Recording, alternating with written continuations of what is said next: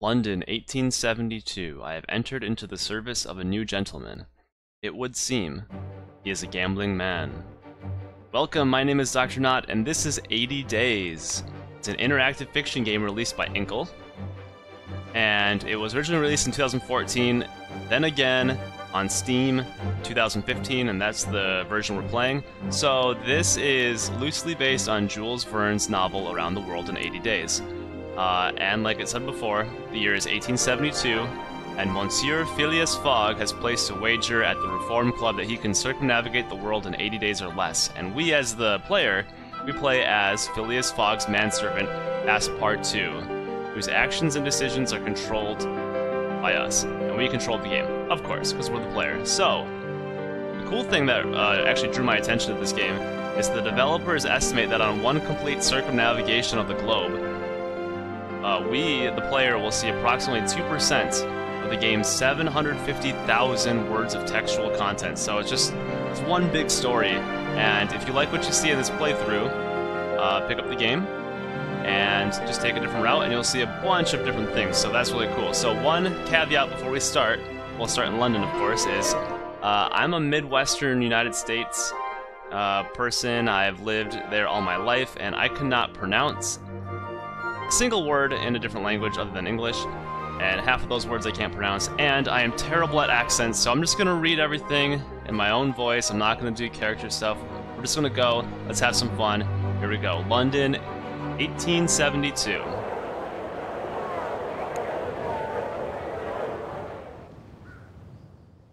Monsieur Phileas Fogg returned home early from the Reform Club, and in a newfangled steam carriage besides. I helped him down, and the iron-lunged, steam-driven horses clattered away. Passpartout, said he. We are going around the world. Very good, monsieur, I murmured dutifully, not believing a word of it. We shall circumnavigate the globe within 80 days. He was quite calm as he proposed this wild scheme. We leave for Paris on the 8:25, in an hour.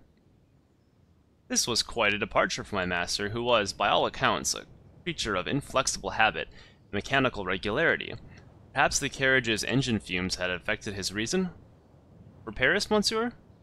To begin with, yes. Pack an altimeter and my evening jacket. There is not a moment to waste. You, Passpartout, now have funds. And your character is now dependable. That's good. New routes. London to Paris. Just one route. So let's pack up before we go. He wants the altimeter. We'll grab that. Air sickness is psychological, and altimeter can be most reassuring. Alright. We need European shipping timetable, wax cylinder, valuable in Vienna, Paris. Oh, we're going to Paris. Let's grab that. We can make some money. We start out with 4,000 pounds. It's day one on a Tuesday. And let's grab the European shipping timetable. Looking good. New routes. Amsterdam to Christiania. Nice to Rome. Venice to Athens to Izmir. And Stockholm to Helsinki, St. Petersburg, and Stockholm to Warsaw. This is because of the timetable that we picked up. Yeah, I think we're good. Let's go. So we have to go to Paris. That's the only way to go from London. Departs at 8 p.m. It's 8 p.m. You can take one bag. Doesn't hurt our health. And yeah, departing now. Let's go. Amphitrite Express. A mechanical horse-drawn carriage. Cool. The mechanical horses raced past Piccadilly Circus and Pall Mall faster than a team of thoroughbreds. Even so, the whistle of the 8:25 was blowing as we pulled up to Charing Cross Station. We raced along the concourse and threw ourselves aboard. As the second whistle shrieked its warning, we barely had time to take our seats before the guard rapped smartly on the compartment door. He held out a hand. "Tickets, please." "Alas, monsieur, we were in a hurry, a great hurry," I explained, giving him a beseeched look. "We did not have time to buy tickets. You may purchase them from me," the guard was saying, "though it is more expensive, I'm afraid. 85 pounds, please." I handed over the 85 pounds and smiled a thin smile from one working man to another. The guard gave me our tickets and slid the compartment door shut behind him with a pneumatic hiss. "Your funds have gone down somewhat." Yes, by 85 pounds. "I'm on fine form, but we must make haste." You seem quite a handyman to have around, Passpartout. Thank you. Let's converse. I am at your service, Monsieur Fogg. Passpartout. Let's talk about the journey. But tell me, Monsieur, what is the purpose of our journey? I have made a hefty wager, and I do not intend to lose. This journey will be most expensive, Monsieur. Indeed, but we can earn a little from buying and selling our possessions as we travel. Very good! London smog gave way to rolling hills and the pastures of the Kentish countryside, still untouched by the hand of technological advancement. Monsieur Fogg read his paper whilst I repacked our bags, thrown together in haste and confusion. As afternoon turned inexorably to evening, I discovered that my master was one of those gentlemen who broke their silence rarely, if at all. A guard rapped on our door, a few miles before Dover. We are about to submerge, he warned. Take some people a bit funny, so watch out. What do you mean, submerge? I cried. This is the London to Paris Amphitrite Express, he explained, as though to a particularly dim-witted child. The submersible train? Talk of all the London papers? Then this is the Mer train, I exclaimed. He made a face. Bloody journalists and their silly names, he muttered. Every inch of her has been examined and stamped with the artificer's seal. This is the world's only bath-escape locomotive. I pressed my face to the window glass as the fins above the Amphitrite's wheels extended with a hydraulic hiss. Night fell and we plunged past the end of the track into the freezing water of the English Channel. Amphitrite Underwater Express. Here we go, right past the English Channel. The Amphitrite plowed through the water overnight and splashed up onto wider gauge French tracks at Calais as dawn broke. Do you have a route in mind, Monsieur? I asked as the water of the channel dried from the compartment windows. I am as yet undecided, my master admitted. The new canal has sped up the shipping route from Suez to Bombay, but perhaps we could take the Trans-Siberian Railway across Russia. Surely not Bombay, I exclaimed. We shall certainly wilt in the scorching heat. Then we would do well to buy hats and linen trousers, he replied. There are other alternatives. We may also travel overland and across the Black and Caspian Seas. Which is fastest? I believe he said, that is what we shall put to the test. Parbleu. I scarcely knew what to think. We arrived at Paris Gare du Nord just after 1 o'clock. Automaton porters lifted our luggage and then our persons onto the platform with long, delicately filigreed iron arms. Paris, city of my heart. I was home, but not to stay. New routes discovered. Suez to Jeddah to Aden to presumably Bombay. There it is. And Moscow to Ekaterinburg, Omsk. We got Irkutsk, Yaromskaya, and two last ones way over on the east side of Russia that I couldn't get to. Some of our possessions could earn us well here. Alright, let's go to the market. Wax cylinder, valuable, 470, we'll sell it. Nice. Make some money back. So we have more money than we started, that's nice. So what do we have? Geometry equipment, valuable in Copenhagen, Warsaw, and Budapest. Yeah, let's grab that. I think we'll get another suitcase too. Ooh. Let's get this wine. We'll make it to Berlin, maybe we can make it to Copenhagen as well, or Warsaw. So I think we'll head north. We had a lot of shipping routes up there, maybe we'll try going that way. Can we buy all this? Let's just get all of it. Why not? There you go. Tucked away in the 7th arrondissement is my favorite market street, Rue Claire. We don't need to go to the bank, and it's in the evening anyway, so let's explore. New routes discovered. Paris to Munich to Nice to Vienna. It's somewhere. We had a few hours to spare. I asked Monsieur Fogg if I might enjoy my city before we had to leave. Indeed, should you learn anything of note, be sure to relay it. I nodded and headed into town. Talk on the streets was of one thing only, an enormous, elegant oval stadium, constructed upon the green fields of Champ-de-Mars and containing the technological marvels, art, amusement parks, and milling crowds of the World's Fair of 1872. I ventured inside, the grand illuminated pavilions of the exposition. I went west towards the airship hangar, past a booth with a husband and wife pair selling panoramic hot air balloon rides to eager tourists. The hangar was crowded with airships and flying vehicles of all shapes and sizes, attended by sharp-eyed crews from all over the world. My eye was immediately caught by... Ooh, which one? Twin-bladed Peruvian gyrocopter, which looked tiny and flimsy in comparison to the airships surrounding it. They say the Incas invented the first gyrocopter, boasted the dark-haired pilot, pushing up her goggles to give me a wink. As their heirs, we Peruvians have made some few improvements. You do not see many Peruvian gyrocopters in the air, I remarked. Are they unsafe? The lady shook her head. No, they are quite safe, but they are quite hard to build. Perhaps one day, soon, Monsieur Fogg and I would find ourselves flying in such a craft. I returned to the exposition center, my thoughts turning with clouds and engine rotors. Avenues sprawled in every direction between the inviting illuminated pavilions of the exposition. An artificer was replacing an arc light, which had burned out. She first disconnected the strange machine powering the lights. It had a spinning iron wheel which was wound around with a series of armature coils. "What is that device, artificer?" I asked politely, my eye straying to the copper lily pin which proclaimed her profession. "It's a bleeding nuisance is what it is," the artificer grumbled in a thick Yorkshire accent. "These Graham machines are finicky beasts." "Graham machines?" I inquired. "Well, it's a... oh, never mind." She waved my question away. "It's a steam engine, all right. Only it doesn't make steam." "Will that do? I hate explaining this stuff to laymen."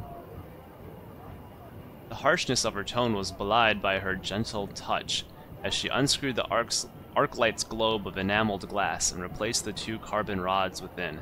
She reconnected the supply, and the 10 Yablakov,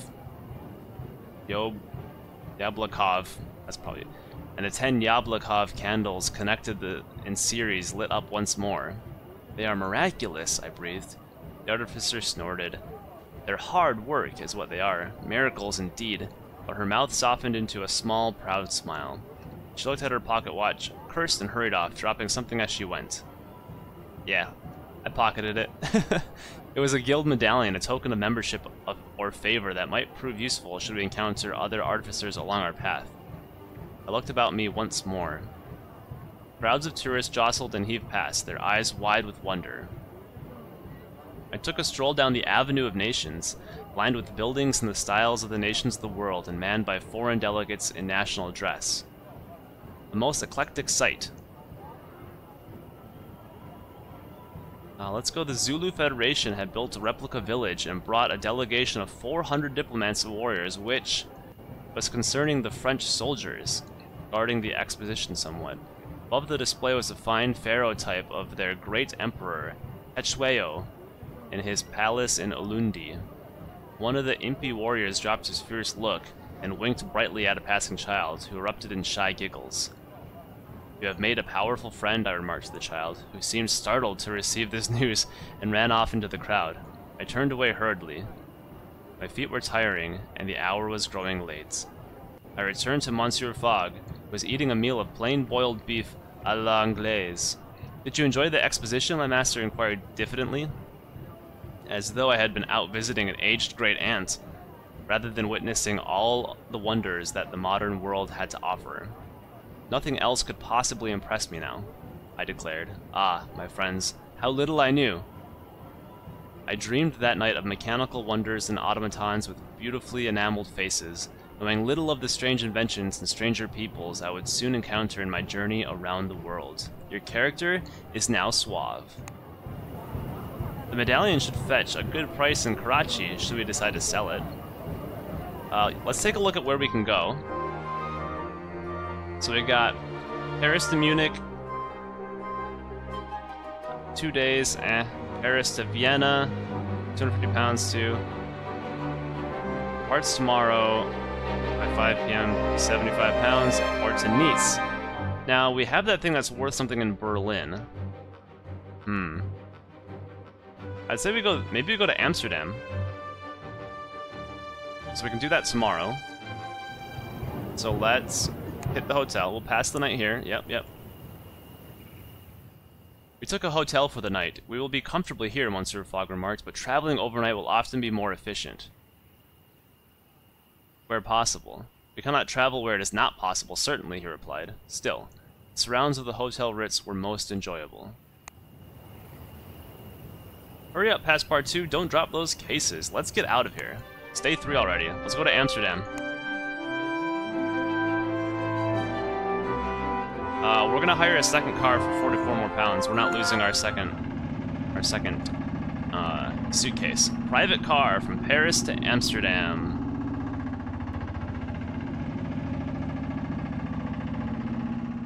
We found a member of the Coachmakers Guild to carry us to Amsterdam. She loaded the cases onto the back, stoked the boiler, and took off at high speed along the coastal road, swerving around each corner with considerable skill and, I think, a touch of showmanship. I clung on tight. This would be a terrific ride. You're quite the flamboyant type, I see. Is he saying that to me? Let's converse. Greetings, driver. I cannot drive well if you are talking to me. Okay. Let's ask about Amsterdam to Christiania. According to my timetable, Amsterdam is connected to Christiania. Speaking of boats, I understand Cairo can be reached from Beirut aboard the merchant trader Amphitrite. Okay, that's great. I don't care about Cairo right now. We're going north. How about Christiania to Helsinki? Is it possible to travel from Christiania to Helsinki? Sounds unlikely. Alright. Christiania to Warsaw. Maybe, but the fastest way to Warsaw from here is through Berlin. Goodbye! New routes. Antalya to Beirut to Alexandria to Cairo. Alright, good to know. Once or twice, the metal-rimmed wheels lifted the chassis clear from the road on one side, only to bump down after a chuff and puff more of the engine. We were jolted around like so much poultry as the wind whipped through our hair. A fabulous way to travel. Like poultry, yeah, right? The Polish inventor Bozek, who had first attached a perfectly decent locomotive engine underneath a flimsy wooden crate, was clearly a genius. Such cars were growing in popularity, starting from their use in farmsteads and extending up through the classes. There were those who said such contraptions would soon be privately owned, and not just by members of the Coachmakers Guild. As we rattled along, I spoke to our driver about what lay ahead, and learned that some buyers will pay well for geometric equipment from Prague. Alright.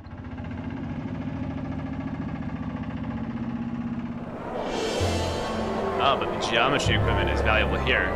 Fantastic. You can sell it for 230 pounds. Ooh, let's grab the European carriages list. Wait, Lost Rembrandt? Oh, we have to go to Munich because we have... Oh, but that's worth a lot. That's worth a ton. 7,200 pounds in Munich. We go to Munich and Berlin, is that worth it? We have this medallion. Karachi. Alright, we might as well pick this up. Newmarkt. Created from the filling in of several canals, this is a thriving spot for trade. Cool. New routes. Amsterdam to Copenhagen, Amsterdam to Berlin to Munich. Holy crap. Nice to Venice. We've got Warsaw to Budapest, Sofia to Bucharest to Thessaloniki, Meteora Valley, Athens, Meteora Valley, Izmir to Istanbul, Istanbul to Antalya, Cairo to Suez, Marrakesh to Tangier, holy, to Lisbon. We just, wow, that was a lot. I always considered Rembrandt rather a poor man's Gainsborough. Alright. Get out of here. Alright, so we're currently in Amsterdam. So this doesn't leave until for 2 days, so we gotta adjust it to negotiate. That's cheap. Copenhagen, I think we want to go to Berlin, 110, in 2 days, and we're gonna negotiate this. Oh, we can make a leave tomorrow for 620 pounds. Alright, fine. We're gonna go to Berlin, we're gonna go to Munich, we're gonna sell this stuff.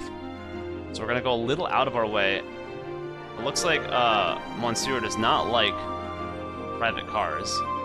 But we're gonna do that tomorrow at 8 a.m. Okay, back to Amsterdam. So we have time. Oh, we don't have time to explore or anything. It's already 5. Let's go to the hotel. Though the people of Amsterdam move about its canal-side streets with a sense of optimism and good cheer, Our own mission left little time for exchanging pleasantries.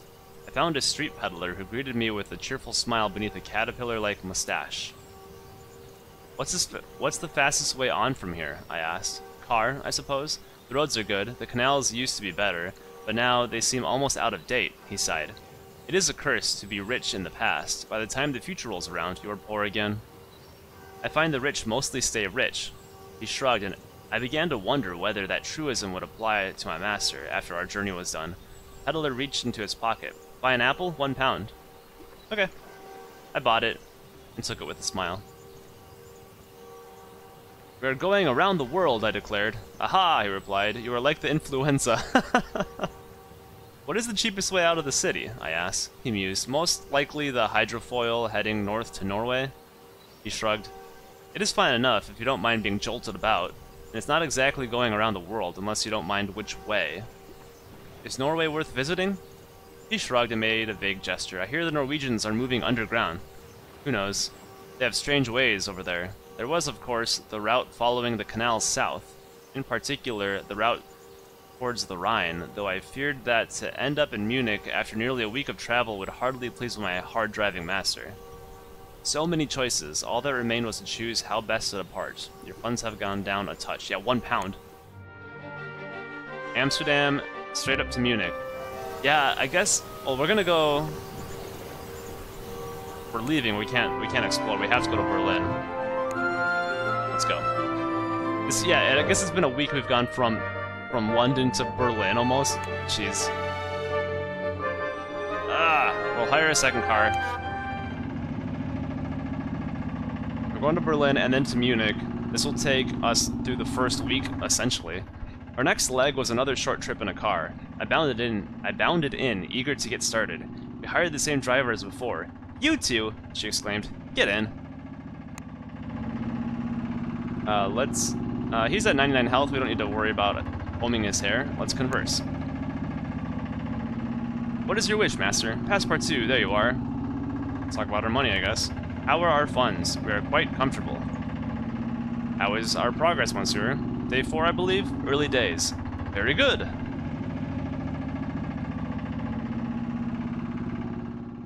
As we departed Amsterdam for Berlin, I begged Monsieur Fogg to allow me a turn at the wheel. He looked to our driver, who smiled and happily moved to one side. The wheel beneath my hands was like nothing I have experienced before. Such a responsibility, knowing the slightest sneeze could send us veering into a ditch. The mechanism of the car was quickly grasped. The first lever produced forward movement. The sideways levers controlled our gearing and hence rate of power. The wheel, of course, was to be turned rapidly at all times to release steam into the pistons. What? We made good time, though at the end of the day my palms were scorched and red hot. Now I know why drivers wear gloves. Your relationship with Fogg has strengthened. Nice. Your character is now courageous. Alright, it's taking a toll on him. He's down to 95. Let's converse. We almost got to Berlin. Greetings, driver. I cannot drive well if you are talking to me. You said that before. Berlin to Munich. On the subject of carriages, I've heard there is a regular service by road from Bangalore to Madras, but the fare is very high. Alright. So we want to get as far east as possible from Munich. Belgrade? Is it possible to go from Munich to Belgrade? No idea, but I do know the fastest way to Belgrade from here is to go via Munich. Oh, wait, what? Okay. And Prague? No idea, but I do know that, you can obtain zoetropes in Prague, extremely valuable in Izmir. Goodbye. Newly discovered Bangalore to Madras. In India, what? Okay. We made good progress in the car. Toot, my friends, toot! Finally we came upon sight of tiled roofs, the harbor, and the smell of herring. We had arrived in Berlin. Alright, herring smell. The Chateau d'Yomgem wine could earn us well here, sure. Let's see where we want to go next. I want to go to, well, I know where I want to go. I want to go to Munich. Tomorrow before 6 p.m. Perfect. 3 bags. Alright, we're gonna spend the night here. We're gonna sell our thing in the market. We stayed for the night in the Hotel Adlon on Unter den Linden, the main boulevard in the central Mitte district. From the window, the Brandenburg Gate was lit by upturned gas lamps. I went for a late-night stroll along the avenue, past groups of people drinking at low tables. I sat down beside a pair of ladies, who were each trying to outdrink the other. Oh, I kept score for them. Let's not drink. As jug by jug, they slid slowly underneath the outdoor table and onto the cobblestones beneath. The evening was riotous, and I learned from my new friends, Adele and Claudia, that Minsk could be reached from Warsaw aboard the Belarus Express. Nice. So Warsaw to Minsk. To Moscow. Oh, there's our next route, I think. Alright, so we can fast forward by an hour. The market opens. We're not going to explore. We have time to explore. Like 6 p.m. is when we were supposed to leave on that thing. We're going to sell this thing for 2,300 pounds. Boom. Khartoum, that's worth a lot. The 63 tooth gear. I think we can sell. We don't need to hold on to this. We can gain the Caribbean one and we'll hold on to it for a while. Let's go to that. Let's grab this. And we can grab both of these things because why not? Railway whistle. Alright, good to know, good to know. Alright, new routes. Houston to Havana to Miami to Port Royal, New Orleans to Port-au-Prince, Caracas to Port-au-Prince. Alright, cool. So our going to Munich, this leaves at 6 p.m. so we can explore. Let's explore. We need to gain as much info as possible. New routes. Copenhagen to Berlin, Berlin to Stockholm to Warsaw. Cool.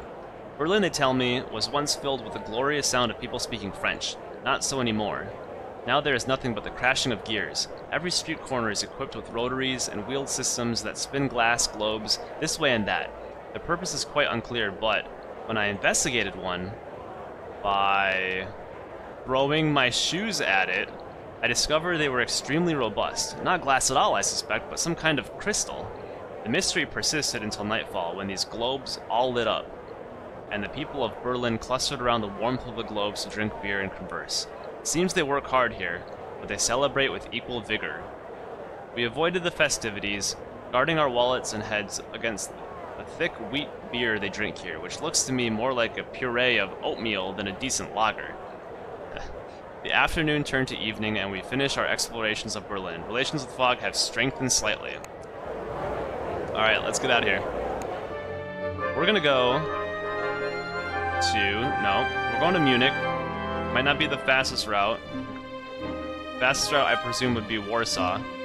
But tomorrow at 1. Alright, we're gonna go down to Munich.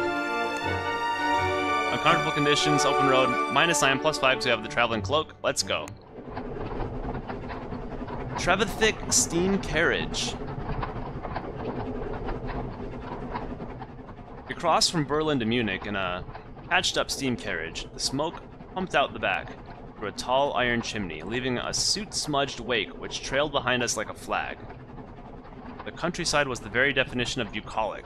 Little farmsteads with cattle byres, coal sheds, and roving automatic tractors digging up the fields. Alright, cool. He's still fine. Let's converse. Greetings, Christoph. Don't worry, you won't distract me from the road. Perfect. Munich to Venice.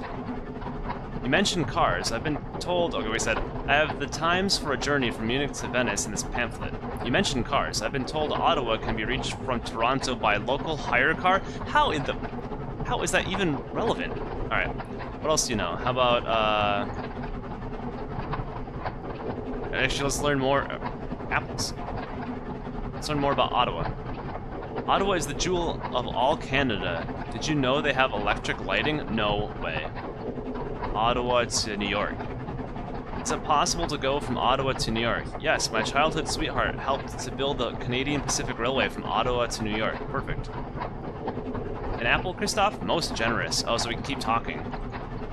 Do tell me more about New York. They're building that thing out on the island there. Okay. What, the Statue of Liberty? Let's do New York to Dallas. Is it possible to go from New York to Dallas? I think you're out of luck there. But now, do you like trains? Indeed. They are, comfortable. So do I. I do not mind driving, but a train would be better. I want to learn more about, like, other places. I think we got mid-Europe, fine. What more can you tell me about New York? Yes, but New York is connected to Atlanta by rail. That made no sense, but at least it wasn't relevant in our conversation, but you gave me more info, so thank you for that. New York to Ponta Delgada. Is it possible to go from New York to Ponta Delgada? I think you're out of luck there. New York to Caracas? I don't know, but listen, Caracas is called the City of the Red Roofs. Thank you. Goodbye. New routes. We got Winnipeg to Ottawa, Ottawa to Quebec City, to New York, to Washington, to Atlanta. Nice. Starting to get this. New Orleans to Atlanta? Nice. Okay. Got some routes connected here. Toronto to Ottawa. One man passing called out, "You are English." Indeed we are. Pip pip, he called back in a crude imitation of Monsieur Fogg's accent, and he and his fellows fell about laughing as we left them far behind. I shook my head with distaste, and Monsieur Fogg nodded very slightly. Relations with Fogg have strengthened slightly. So it looks like if we're like very serious, and we don't drink, and we don't take offense easily, we'll be more friends with Fogg, it appears. Anyway.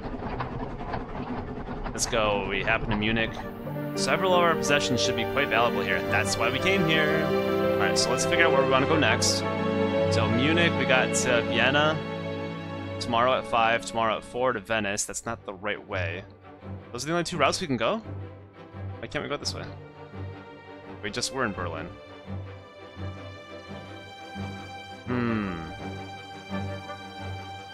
So we don't have a direct... We don't have any way to go to Prague yet. I guess we don't have to go to Warsaw this way. We could go south, huh? Venice, 60 pounds here. We'd have to buy another car, probably. We're just taking a private car across all of Europe. Nice. Alright, well, we're about that tomorrow, though. 4 or 5 p.m. So let's spend the night in Munich. The Franco-Prussian War had concluded but a year previously.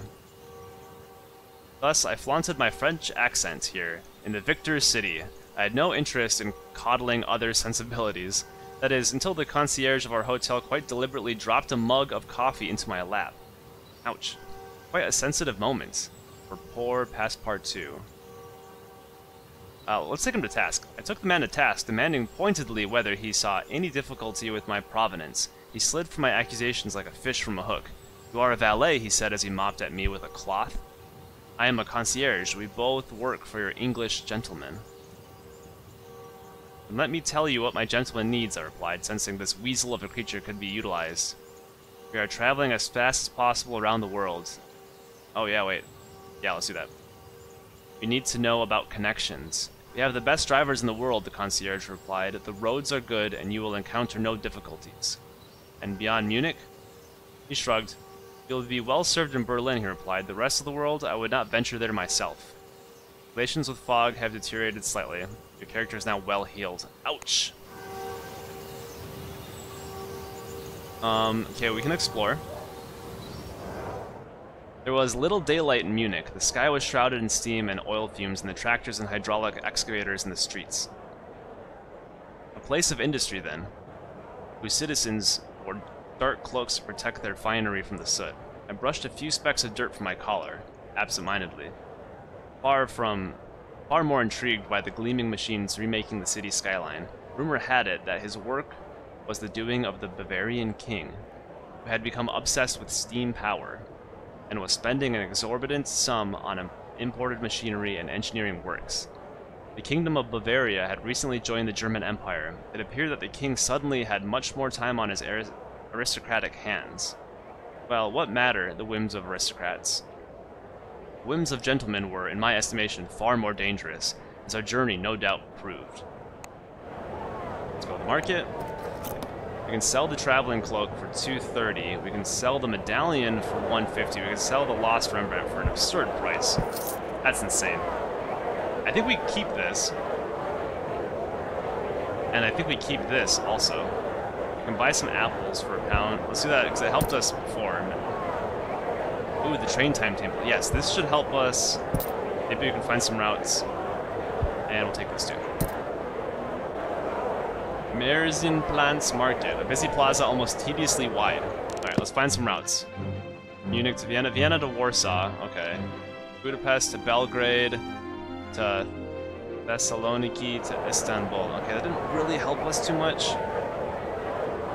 Magnifying glass should help with the finer print of the international editions. Awesome. Alright, where can we go? We can go to Vienna then. Let's do that, I guess. Because we can get across Russia in like no time with the train. So we'll take another Bozek car, and we're gonna hire another car. That'll be fine. We'll lose 9 health. He's fine. He's at 97. Bozek car. Here we go.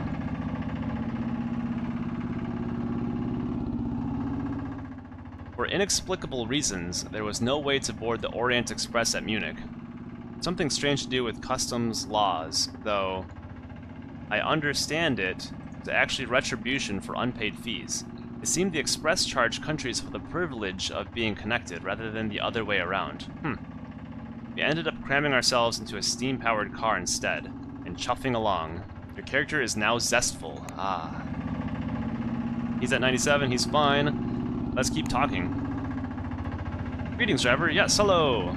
So we're going to Vienna. Vienna to Warsaw. We know that they connect. Let's just ask. We have a timetable for routes from Vienna to Warsaw. On the subject of trains, I've heard one can travel aboard the Nile Express from Cairo to Luxor. Great. Let's see. Warsaw to Moscow.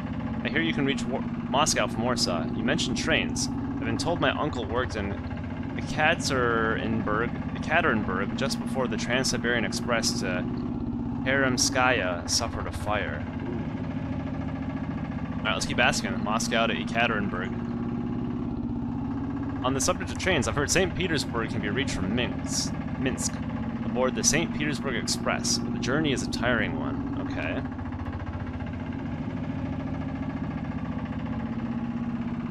Ekaterinburg to Vladivostok. You mentioned trains. Yes, we keep mentioning trains. I've been told I knew a man who had quite an adventure aboard the Kamertaj from Herat to Kabul. Okay. This is getting hard to pronounce. Vladivostok to Beijing. Absolutely, you can get to Beijing from Vladivostok aboard the Jiaqing, but the fare is very high. How about Beijing to Pyongyang? Maybe, but you can pick up handheld mirrors in Pyongyang. Extremely valuable in San Pedro. Let's give him some apples. Don't mind if I do. Alright. Where do I want to know? Let's do more about Beijing. Tell me more about Beijing. I have nothing to say. Beijing to Lahore. Did you know you can pick up saffron crocuses in Lahore that will sell for a fortune in Hong Kong? Beijing to Port Moresby. Talk a lot, don't you? Goodbye. Okay. So we got Minsk to St. Petersburg, Istanbul to... where are we going? Tehran to Herat to Kabul. Okay, that's another huge route. Cairo to Luxor to Aswan. And Vladivostok to... I think this would be Beijing, right? That's a weird route. Alright, let's get to Vienna. It was a pleasant enough ride, and our driver, one Michael Hertz, regaled us with stories of his time on the Indian subcontinent. It seemed he had been employed to haul palanquins along the Grand Trunk Road connecting Kabul to Agra. Before Agra wandered away, he finished cryptically. His whole tale seemed outlandish. Here in the gentle Bavarian hills. India? Was there really such a place? As we arrived, the driver put out his hand to shake. I will be driving on to Budapest soon, if you want. Do we? Kabul to Lahore to Delhi to Agra. Budapest is right there, though. No, I want to go to Warsaw. Oh, no.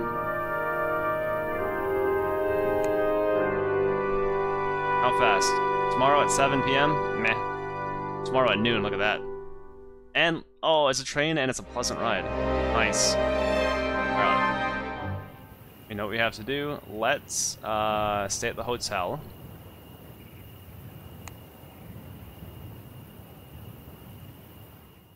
We found a room in the newly opened Hotel Imperial and a suite built for Duke Philip of Buchenberg's maidservant.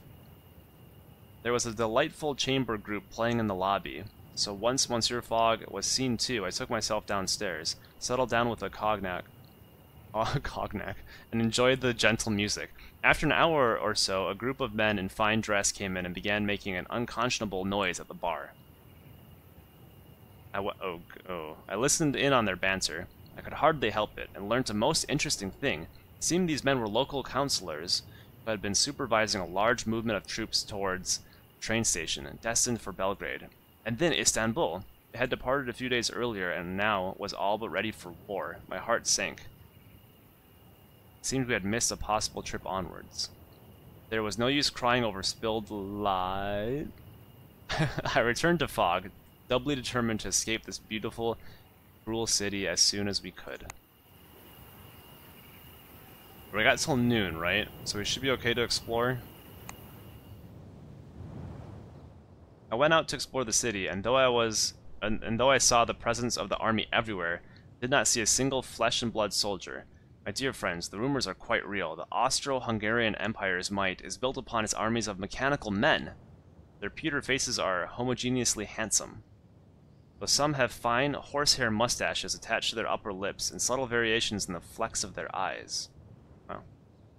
As I watched, I was approached by a bookish fellow who hurried out from under the impressive eagle-arched portcullis of the Ziegas, the Imperial Armory. You think them fantastical? He demanded, a curious turn in his voice. I have seen automata before, I replied, casually enough. Paris had its fair share, after all. Not like these, the man replied. He stuck out his hand. Herr Danzer, apprentice engineer in the Imperial Kriegsgorchester. Went to a cafe to talk, and once he started, he would not stop. Have you noticed none of the mechanical soldiers carry weapons? He hissed. What did you make of that? It is most unusual, I agreed. Inside each one is a Mozart-Haydn device, perfectly tuned, Herr Danzer replied. The song the soldiers sing is one of devastation. A battalion in harmony can punch through a steel wall. Wow. He drew a gilded flute from his scabbard and laid it on the table, looking at it thoughtfully. The flute is how you control them, I hazarded. He nodded sadly. Yes, we, the Musiker Soldaten, control them with our instruments. I am the finest flautist in the Vienna Kirchorchester. He began, to my horror, to weep. I'm not going to steal the flute. I patted his hand to comfort him, and he gazed at me inconsolably. As a boy, I dreamed of joining the Artificers' Guild, he confessed, voice hushed. But for someone born in this country, it is impossible. The Kaiser and the Guild are sworn enemies. I'm not going to offer the Guild medallion. Actually, let's do it. Stamped with the sign of the Copper Lily. Perhaps not, I demurred. Show this medallion to any guildsmen, and they will hear you out. Mein Gott! Herr Danzer covered the symbol quickly. Mein Gott! He dashed away, leaving behind his precious flute. Nice! I took it, telling myself that I was concerned of how dangerous it could be in the wrong hands, though perhaps I was a little curious myself. I strolled back along the avenues, examining my stolen flute in the waning light.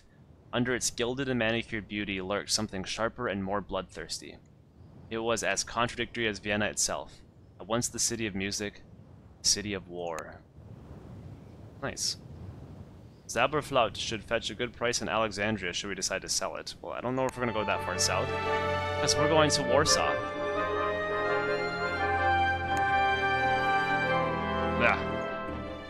The flute added an extra bag, but that's okay. The Gallant Rider. Vienna to Warsaw. It was not the Orient Express that took us northeast from Vienna towards Warsaw. That train traveled to exotic locations. We were destined for the gloomy cold of the north and to the paws of the bear of Russia. I fell into conversation with a Russian gentleman, who, as he told me at great length, was making the long journey back to Vladivostok via Moscow and the Trans-Siberian Express. I asked him about the Trans-Siberian, and his ruddy face lit up. Now there is a train, he enthused, warming to the subject. It is capable of lifting off and levitating at higher speeds. Tsar keeps it slow on purpose because he does not quite trust it. The train juddered. I told him of our journey, and he smiled at the whimsy of it. There is much to see in the world, or so I hear. He bid me farewell, and I returned to my compartment. Let's check the news. Pickpocketing rife at Paris World's Fair. Wonder what that's about.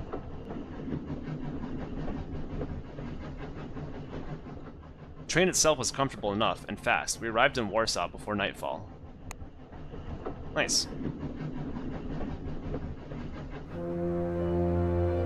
Oh, the market's still open. Anything, anything. Can we sell anything?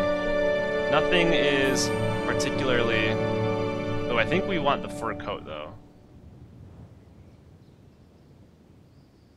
Let's get rid of this. Let's buy this. Monkey wrench. Accordion. Helsinki. Oh, wait. Yeah, maybe we'll go to Helsinki. Let's grab it. And where is this good at? Alexandria. Monkey wrench. Part of the engineer set? Alright, why not? 'Cause, you know, just keep picking things up. Rhinex Starego Miasta. At the heart of this ancient market stands the Warsaw mermaid with shield and sword. Good to see we're well armed with that monkey wrench. Yeah, right? Alright, let's see what we're gonna do. Oh, that's expensive. How long does this take? Arrives Thursday, and it's Tuesday? That's 2 days. Moscow. Alright, that's what we're gonna do next time. So, episode 2, we'll leave Warsaw. So, thank you for watching, and I'll see you then. Goodbye!